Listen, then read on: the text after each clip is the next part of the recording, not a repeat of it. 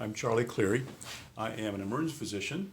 I live here in Indiana with my wife Ginger, who is an emergency nurse. We both have a lot of education behind us. And today, though, I'm going to talk about the difference between educational goals and financial goals. There's a huge difference. Nobody talks to us about this in the schools, not because they don't want us to know, but because they don't know. I only learned this a couple years ago, but again, there's a huge difference between educational goals and financial goals. And we'll get into it, and here's how it goes. First of all, we're all told to get a good education and get a good job and live happily ever after. And here's how that goes. If you got a high school degree, fine, we'll start with college. In college, for $10,000, my neighbor goes to Indiana University, South Bend, and this is what his tuition is. He's living at home, but this is per year, and working 40 to 50 hours a week at his going to class and studying. When I went to college, I was told that to do well, one should spend 2 hours study time for every hour in class. And that worked pretty well. And so I think if you're taking a 15-hour load, that's another 30 hours, that's 45. So 40 to 50 hours a week is okay. So for $10,000 and working 40 hours a week, they give you a certain amount of work to do. You do said work, and after year one, if you complete the work successfully, they allow you to go a second year. For another $10,000 and 40 to 50 hours a week, they give you the work to do. And if you complete that work successfully, they let you do year three. You're catching on.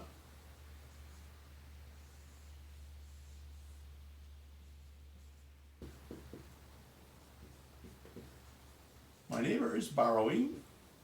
That's not something I recommend, but he is.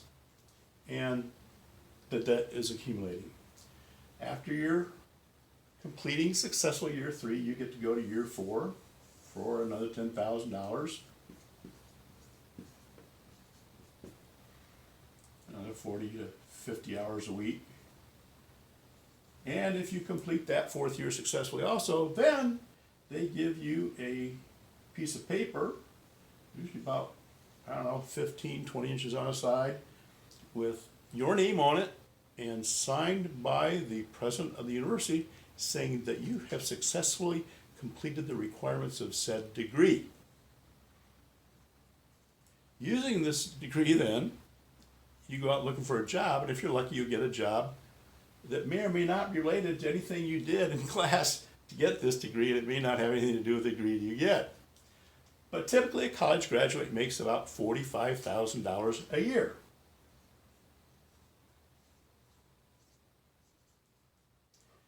And this is then accepted as his financial results, maybe not his goals, but certainly the results of his educational goals. And they accept this then year after year as to what they're going to make the rest of their life, with some raises and whatever, working 40 to 50, 60 hours a week.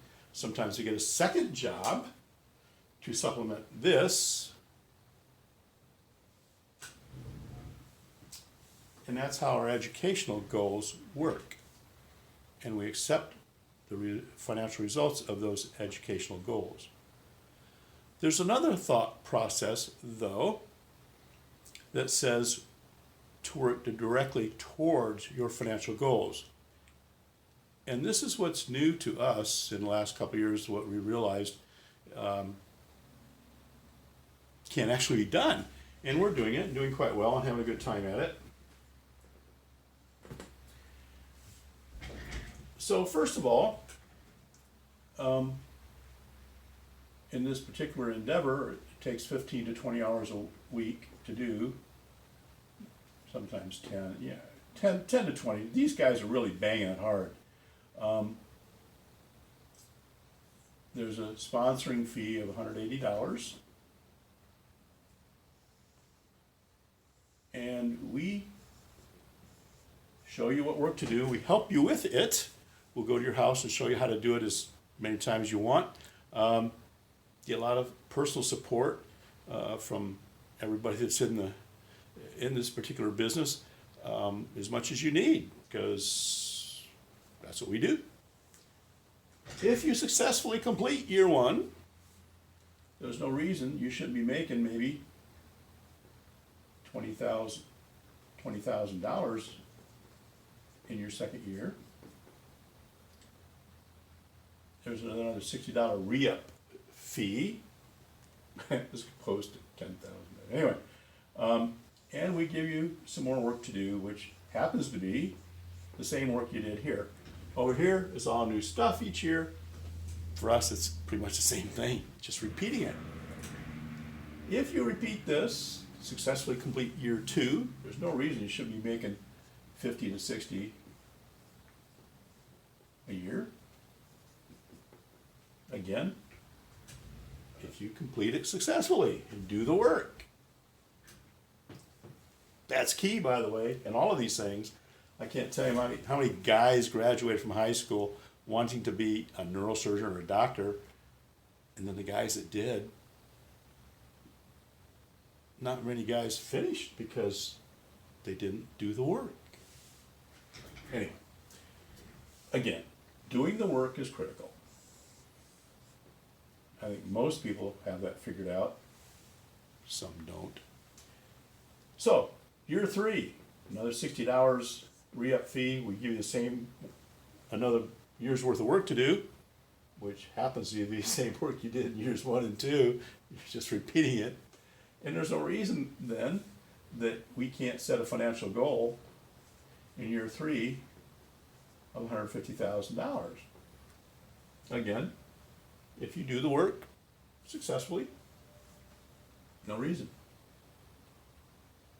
And this goes on. And you can see that it's not necessarily linear.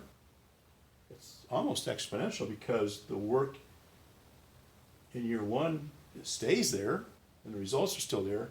The work you do in year two adds to your work in one and makes it more valuable. Same with each progressive year. The work you can do stays there and is built on and makes the work you do in the future, makes the work even more valuable that you've already done. Anyway, again, financial goals, we are working directly on your financial goals. And that's why the finances you settle with are a little bit different. Here, you're accepting the results of your educational goals. Here, you're working directly for your financial goals.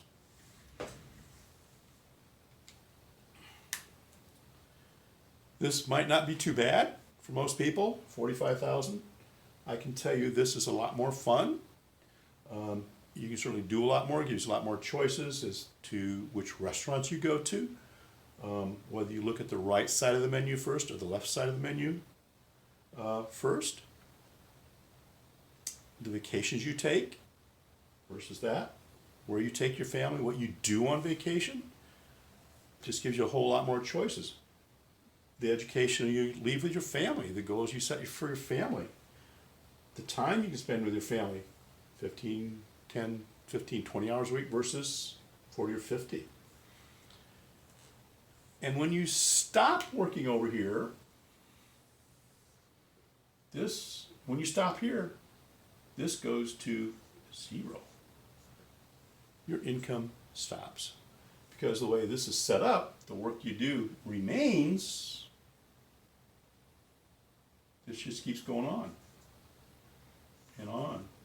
When you reach a goal that you're satisfied with, maybe, I don't know, everybody's different. Some people are satisfied at $20,000 a year. If they stop here, they can spend 5 to 10 hours a week, just maintaining that level. Same here, 5 to 10, if they're happy with that. If they want to just keep doing 20 hours a week, they can just increase their income again exponentially because it's all repetitive, building on what you've already got. When you quit your job here, this becomes worthless. When you decide to slow down here, this is actually an income producing asset that your children can then have.